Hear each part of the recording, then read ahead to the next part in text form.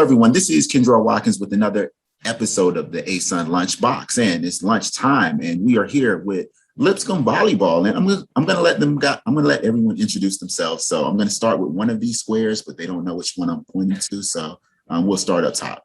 Go ahead. My name is Meg Mersman. I'm a sophomore middle blocker from Greenback, Tennessee.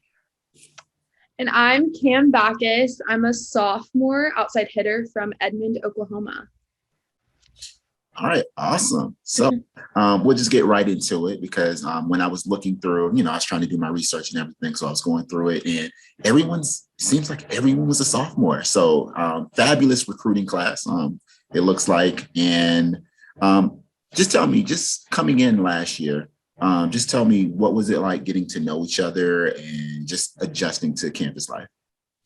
Yeah, well, I actually graduated high school early and came in the spring of 2020. So that January of 2020, before everything with COVID happened.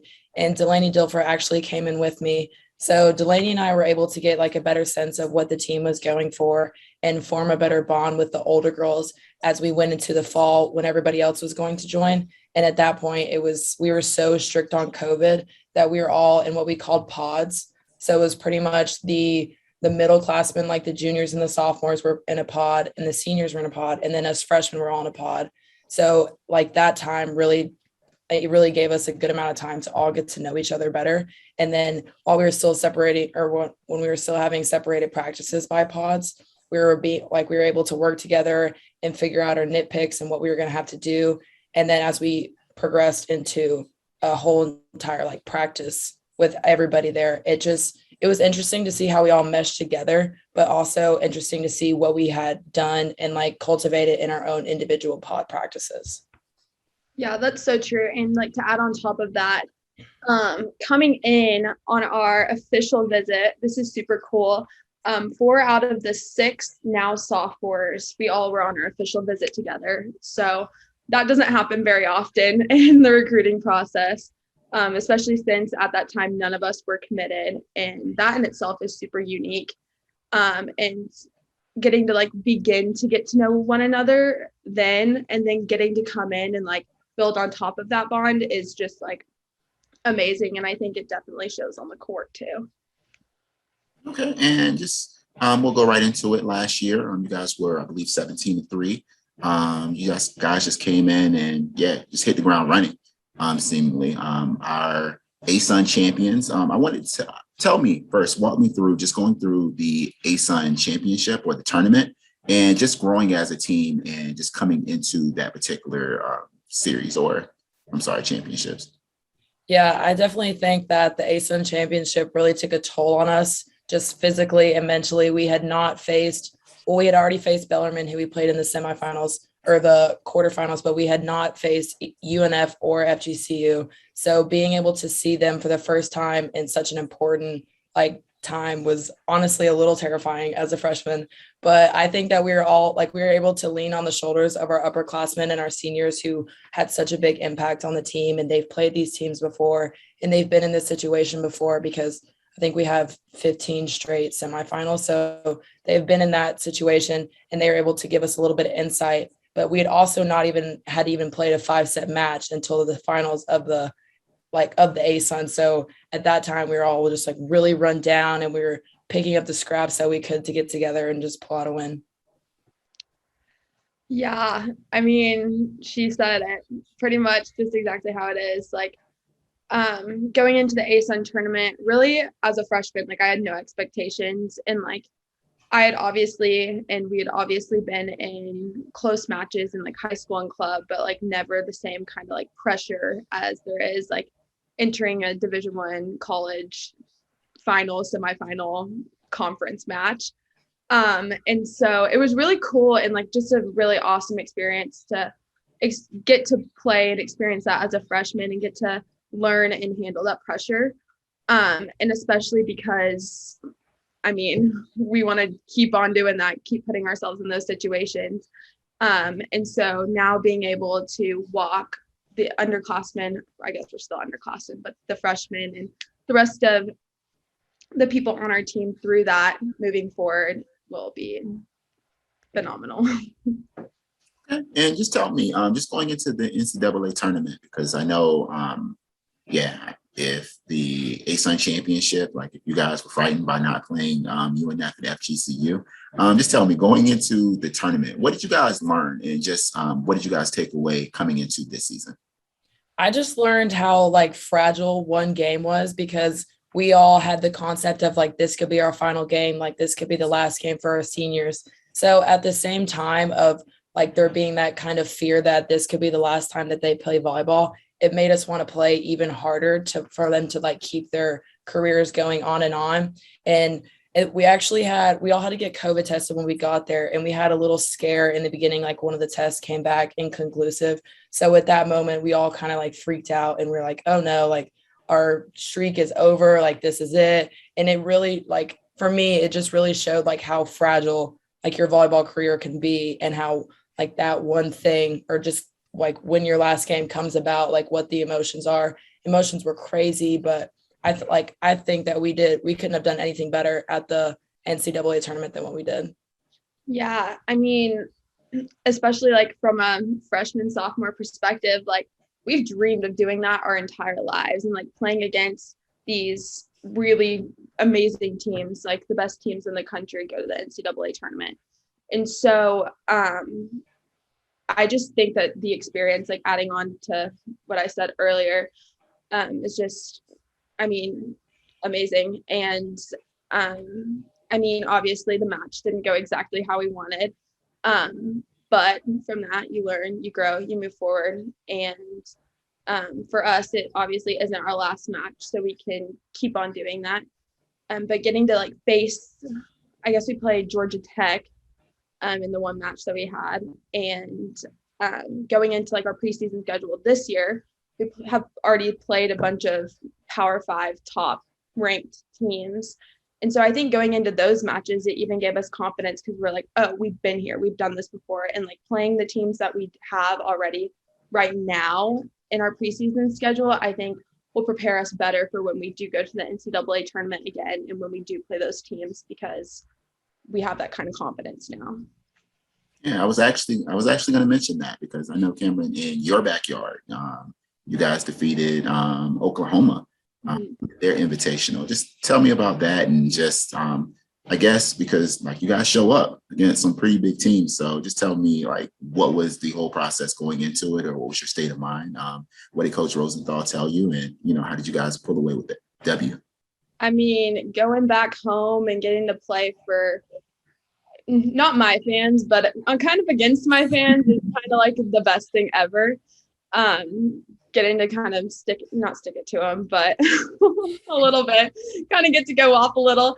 That was amazing. And my whole family was there, and really like my mindset going into it was just, I kind of had a little chip on my shoulder, not gonna lie, to go out, show out, go as hard as I can. And I mean, our team did a great job of that, obviously coming out with a win against OU and a really close match against Houston the day prior. And really, like, it just shows, like, this season, like, we're coming for it. So. Gotcha. And I mean, just speaking on that, and just speaking a little bit more on last season, because Meg, I know last season, like, you led the ASUN in total blocks. So just speak to the maturation of just last season coming in this season, and what did you want to improve upon?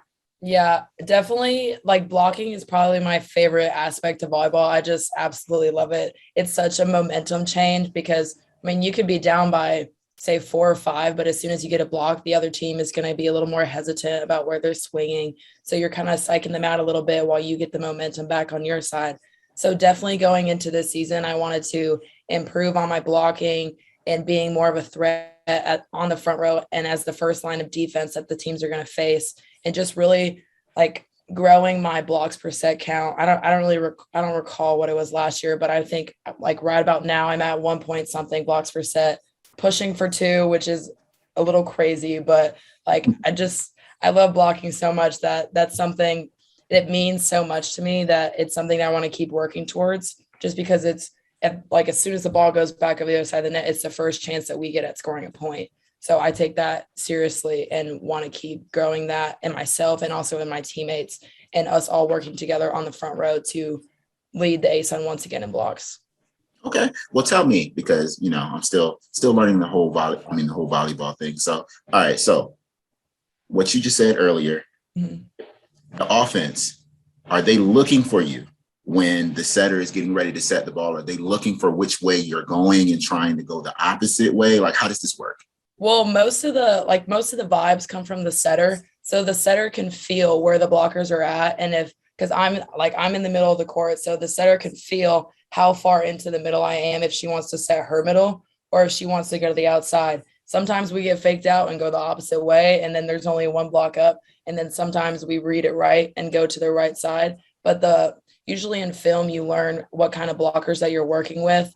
And you also, but on the other side, you learn where the other person is going to hit it so they score more. So you adjust your blocking to their attacking as that you're given before the game in film. But then during the game, they have to adjust their attacking to your blocking. Got you. And Kamryn is as an outside hitter, correct?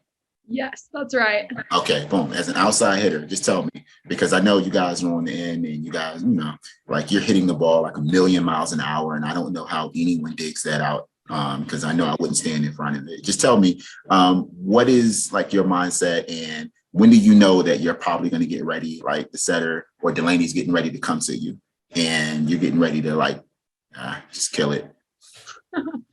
Well, I'd say Delaney and I and Meg, honestly, our whole front row just has like a solid connection with the setter for the most part. And Delaney and I are roommates too, so I feel like that might kind of tie into it a little. But my mindset when I'm going to hit a ball is number one, obviously, I don't want to get blocked. So trying to see where the blocker's hands are and either going for a hole, going for high hands. I like to throw in the tool. Really just, I don't know, avoid the block, hit it hard, get a kill. Don't let the other team take it. That's my mindset. Got you. Well, that's pretty awesome. Like you guys are just my whole volleyball knowledge is just going through the roof now. So I'm happy about that because, when I watch you guys play, like I'm listening to the announcers and picking up on all the jargon and everything. So it's cool to watch you guys play because volleyball is really exciting. Like I love the way you guys celebrate almost after every point. Like that's just something I don't see in many other sports. So it's really exciting. So one question I did want to ask you, and I'm just going to take it totally away from here because I know that we're short on time because someone has a lab that they have to go through. So we want to make sure students first. We want to make sure lab.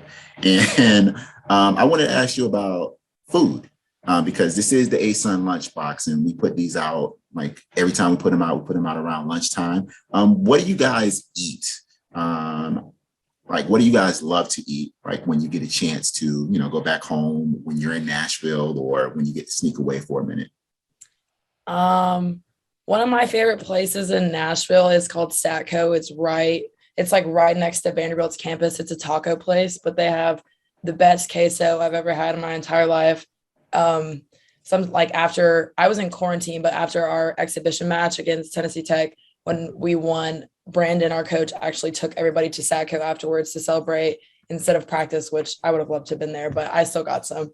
And I also love Burger Up, which is right off 12 South it's probably like 5 minutes from campus, and they have the best sweet potato fries ever. So I'm a big sweet potato girl. Oh, I will double down on that. I love sweet potato fries. That's a good one. Burger Up. Oh my gosh, I love that place. Their honey Dijon sauce, perfection. I honestly don't know. I could go for a burger like anytime. Burger and fries, about 24/7.